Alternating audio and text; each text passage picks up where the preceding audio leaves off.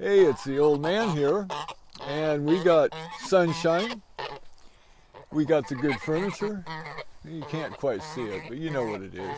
And we got the lady friend with her corn on the cob. So it's story time. And boys and girls, what a story I have.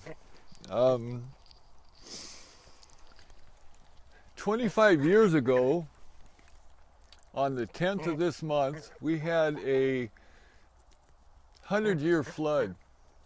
200-year floods. And what does that involve? Well, we had a record high tide, and the river crested very high at the same time. And what a mess. I mean, I did a story about Fur Island, but this is about Carpenter Creek, the creek that's right 60 feet from my front porch. And I got a picture. It'll be in the comments. I don't know how to post stuff quite right, but you'll be able to see it. Unbelievable. I've never worked that hard in my life. So let's start it from the beginning. We knew we had high water coming, so when that happens, we would get together at the Dike District shop and we'd all make plans and we would walk the dikes at night. Old flashlights and big cumbersome walkie-talkies long before cell phones. And so we'd walk the dike and take notes and look for low spots and this and that. And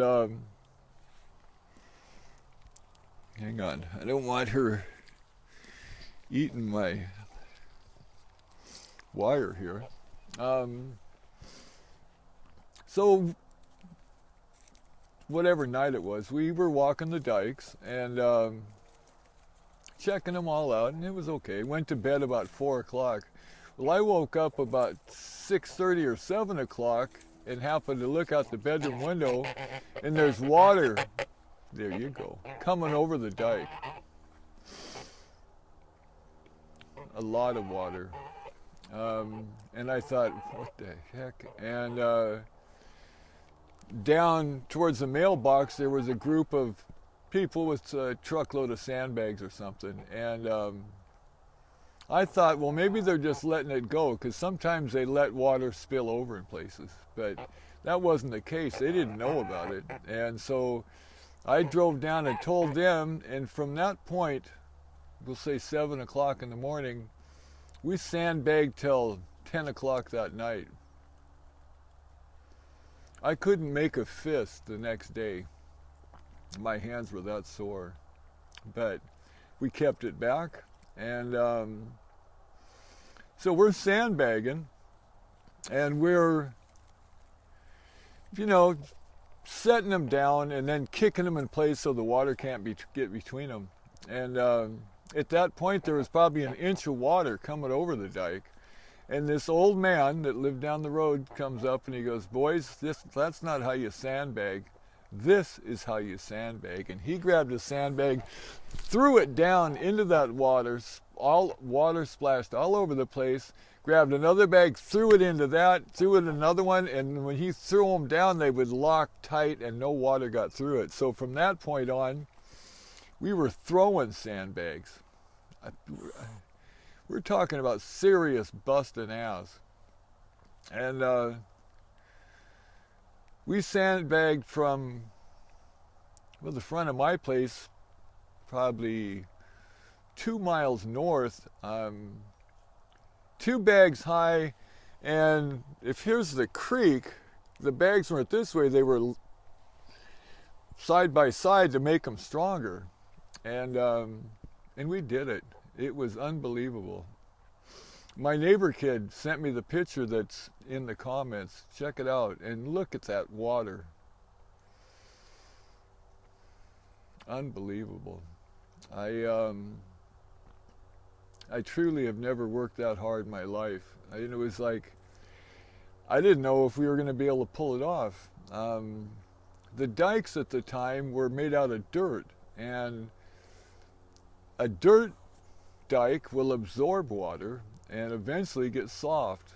And they tried to back a truck down the dike from the mailbox, and it was like driving on a pile of jello. I mean, he only went 15 feet, and the guy that was in charge says, "Get out of here, it won't hold." So from that point it was all handwork. And that summer they removed the whole dike and replaced it with shot rock and compacted it, and it's solid as a rock. It isn't going to have a problem, because yeah, if you got well, the old days it was just whatever they had. Dirt was fine, but now they know that that's not the way to do it. So how are you get my notes out here?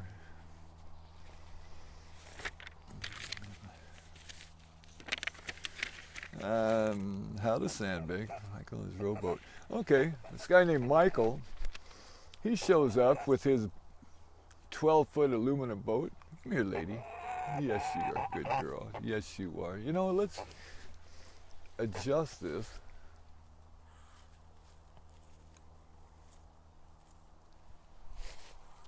Come here, lady.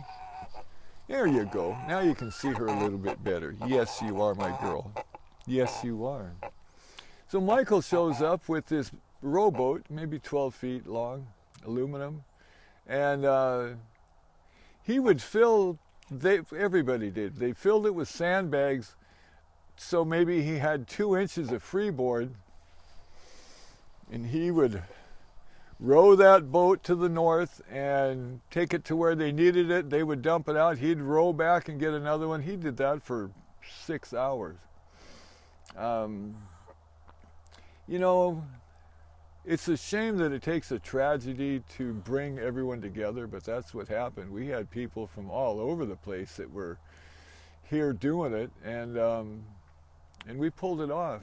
They, like I say, when we first started on it, the water was coming over the dike, like I say, an easy inch, and it would get under the sod on the dry side, I guess, and make big blisters. The sod would just break away from the dirt, and here were these big, I call them blisters, and they'd pop. And every time one happened, we're kind of keeping an eye on it and hoping and praying it wouldn't go, but it never did. But that's exactly what it looked like, a blister that might be 4 feet wide and 10 feet long. Hi, lady. Yes, you. Yes, you got some yard time, don't you? Yeah, you can see her. Yes, you're a good girl. So yeah, it's hard to believe that 25 years ago, all hell was breaking loose right here. All the fields had water in it. Fur Island was underwater. And the creek that's here, that's normally 10 feet across, was a quarter mile wide. Yeah, look at that picture again. Unbelievable. Let's see what we got here.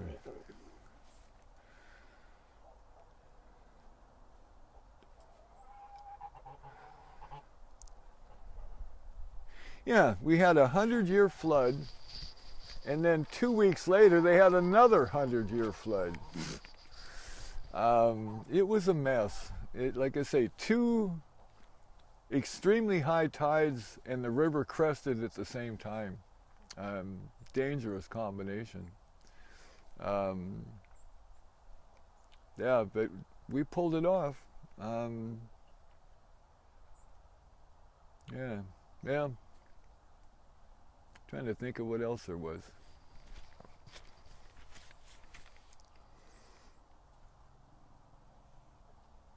Yeah, I got up the next morning after working sandbagging for 16 hours, and it was all I could do to make a fist, because we would grab those sandbags and throw them down, and water splashing and soaking wet, but as long as you're working, you stay warm.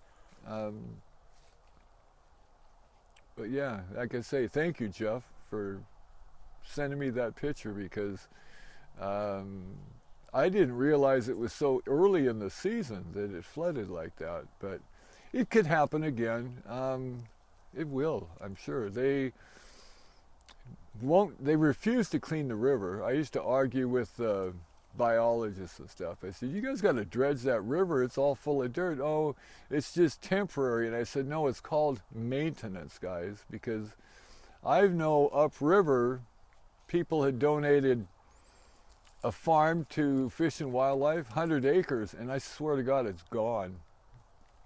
12 feet of dirt is gone down to hard dirt, hard gravel. And they refuse to do any riprap or anything. Well, that 100 acres of dirt is now in the river, and it comes down here, and when it slows down, the dirt settles, and it makes the river shallower. It's hard to believe they won't do anything about it. Huh, lady? She don't care. Let her flood. Huh? Come here. Come here, honkers. Yeah. So I hope everybody's safe. I just dodged a bullet. Both my grandkids had COVID, and I missed it. That was just the last week or so. Taking a lot of vitamins and wear masks when I'm in the house and all that stuff, but doing okay. Yeah, the weather, other than being cold, we've had very little rain, which makes me very happy. It's probably not the best for the farmers and everybody else, but I'm okay. And then I think the next few days is going to be sunshine all week. Come here. Come here. Yes, you. I know. Come here. I know it. You're so good. Yes, you are. Yes, you are. What? Tell me.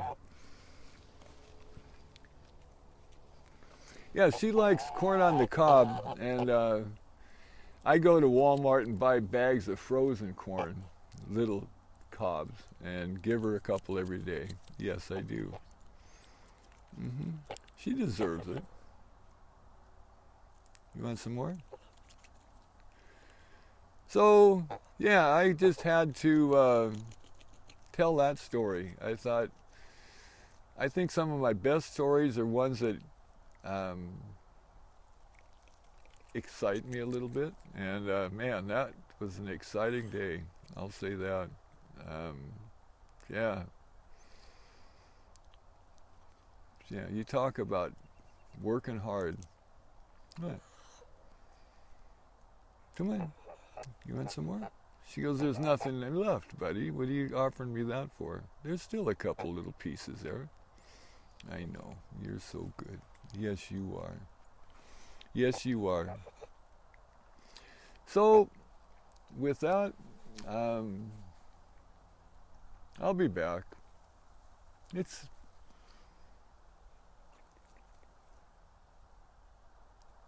It's hard to stay motivated sometimes, but I do love telling stories, and I do love the comments and the thumbs up. So please, any little bits of encouragement would be cool. And I'll be back. Yeah, I'll be back.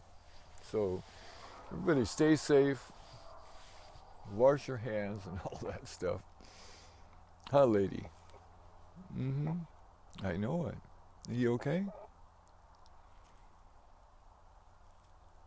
Yeah, 23, 24 years old. I can't believe it. So you may not even have been here when we had that flood. Maybe a little Gosling. Yes, you. Yeah, that was a sight to see. Like I say, check out that picture, and where that picture was taken was looking north, and as far as we could see, there was water going over the dike, and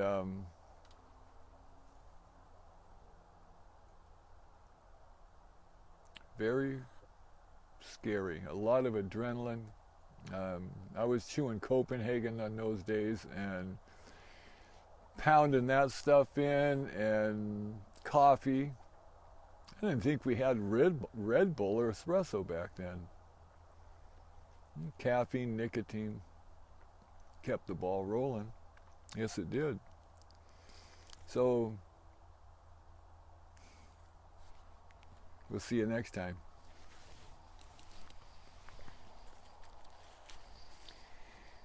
And as always, thank you for watching to the very end.